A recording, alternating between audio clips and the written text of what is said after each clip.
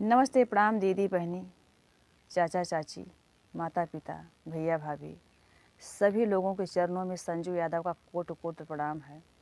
आज मैं आप लोगों के बीच में अनुराग हत्या कांड पर कुछ कहना चाहती हूँ और कुछ अपने गीतों के माध्यम से बताना चाहती हूँ। आप लोग देख रहे हैं, सुन रहे हैं दीदी बहनी कि पूरे 1 महीने हो गया अनुराग का हत्या हुई। अभी तक पापियों को न तो फांसी हुई है और न मुख्य आरोपी का जो है कि नोटिस आया था घर गिराने के लिए, अभी तक उनका घर भी नहीं गिरा है।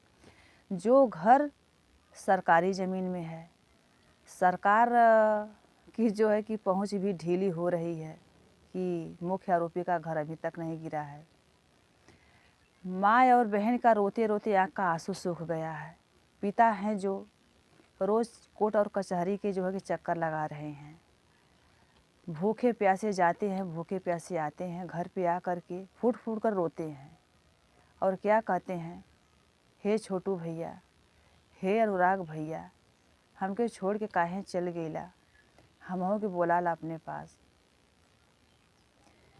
जवन जिए का लाठी सहारा हमार रहल तवना ना तो हम जी के का करब। आप लोगन अनुराग के माता पिता और उनके बहन के जितनी भी जनता हो देख के सबके आँख से आंसू छलक जाता हो, कलेजा फट जाता हो। पर दीदी बहनी कौन से ऐसा जो है कि सरकार हैं योगी आदित्यनाथ और उनके कार्यकर्ता जितने भी अधिकारी लोग हैं, उनका कलेजा क्यों नहीं दर्द से करा रहा है, क्यों नहीं फट रहा है? कैसे उनकी आंखों पे पट्टी पड़ी है कि खुलेआम पापी घूम रहे हैं, अभी तक उनको सज़ा नहीं मिली है। तो चलिए, मैं अनुराग के माता पिता के लिए और मुख्य आरोपियों के लिए कुछ गीत तैयार किए हैं। दीदी बहनी, अगर आप लोगों को हमारा गीत पसंद आता है तो आप लोग ज़रूर कमेंट बॉक्स में ज़रूर बताइएगा कि हमारा गीत आप लोगों को कैसा लगा।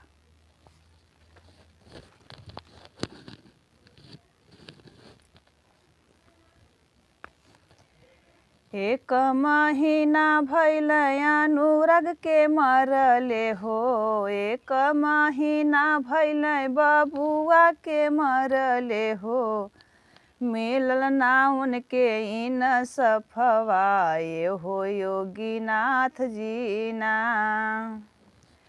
एक महीना भइले अनुराग के मरले हो, एक महीना भइले बबुआ के मरले हो, मिलल नाही उनका इन सफवाए हो योगीनाथ जी सुना। मिलल नाही अबही इन सफवाए हो योगीनाथ जी सुना। गिरल नारा में सवा क घरवाए हो योगीनाथ जी सुना। अरे गिरल नारा में सवा क घरवा ए हो योगीनाथ जी सुना। हाँ, घरवा गिरवही कयाइली नोटिसिया हो, घरवा गिरवही कयाइली नोटिसिया हो, तोहर काहे नाही चलल बुलडोजरवा सुना योगीनाथ जी ना। तोहर काहे नाही चलल बुलडोजरवा ए हो योगीनाथ जी ना।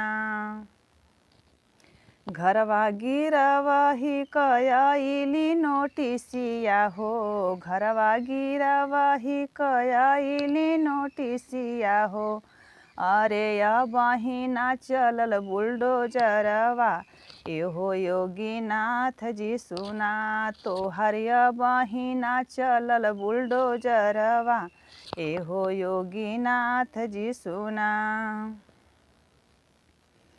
पपियन के मिलल नाही फांसी क सजइया हो, पपियन के मिलल नाही फांसी क सजइया हो, एही से बढ़त बाटे मनवा ए हो योगीनाथ जी सुना।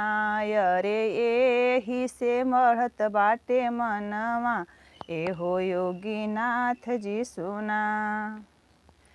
पपियन के मिलल नाही अब हिले फंसिया हो, पपियन के मिलल नाही अब हिले फंसिया हो। अरे यही से तय बढ़त बाटे मनवा, सुना योगीनाथ जी ना। अरे यही से तय बढ़त बाटे मनवा, ए हो योगीनाथ जी सुना। कुल अधिकारिया त खैले घुस पतैया हो, कुल अधिकारिया खैले घुसवा पतैया हो। पलट गइलै पपियन की ओरिया, ए हो योगीनाथ जी सुना। अरे पलट गइलै पपियन की ओरिया, ए हो योगीनाथ जी सुना। अरे पलट गइलै पपियन की ओरिया, ए हो योगीनाथ जी सुना। अरे मिलल नाही पापियन के फंसिया, ए हो योगीनाथ जी सुना। अरे मिलल नाही पापिन के सजैया, ए हो योगीनाथ जी सुना। सब अधिकारियन से उठल विश्वासवा हो, सब अधिकारियन से उठल विश्वासवा हो। अरे जनता हो गइली नीरसवा, ए हो योगीनाथ जी सुना। अब जनता हो गइली नीरसवा, ए हो योगीनाथ जी सुना। पाँचों बहिनिया रोमय अंगना दुअरिया हो, पाँचों बहिनिया रोमय अंगना दुअरिया हो। अरे माई क सुखी गइनी असिया, ए हो योगीनाथ जी सुना। अरे माई क सुखी गइनी असिया, ए हो योगीनाथ जी सुना। पाँचों बहिनिया रोमय अंगना दुअरिया हो, पाँचों बहिनिया रोमय अंगना दुअरिया। अरे मैया क सुखी गइली असिया, ए हो योगीनाथ जी सुना। अरे माई क सुखी गइली असिया, ए हो योगीनाथ जी सुना। बाबूजी जाले रोज कोट कचहरिया हो, बाबूजी जाले रोज कोट कचहरिया हो।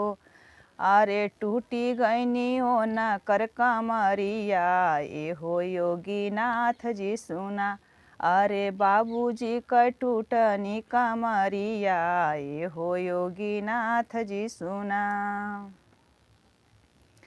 सुति गइलै मोदी चाचा सुति गइलै योगी हो, सुति गइलै मोदी चाचा सुति गइलै योगी हो। सुति गइलै पूरा अधिकारिया, ए हो योगीनाथ जी सुना। अरे सुति गइलै पूरा अधिकारिया, ए हो योगीनाथ जी सुना।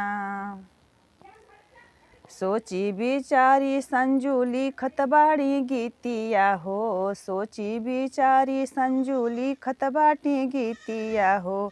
जनता सब करेले बिचरवा, ए हो योगीनाथ जी सुना। जनता सब करेले बिचरवा, ए हो योगीनाथ जी सुना। पपियन के नाही देहला फसिया, ए हो योगीनाथ जी सुना। अरे बबुआ के ना मिलल इंसफवा, ए हो योगीनाथ जी सुना।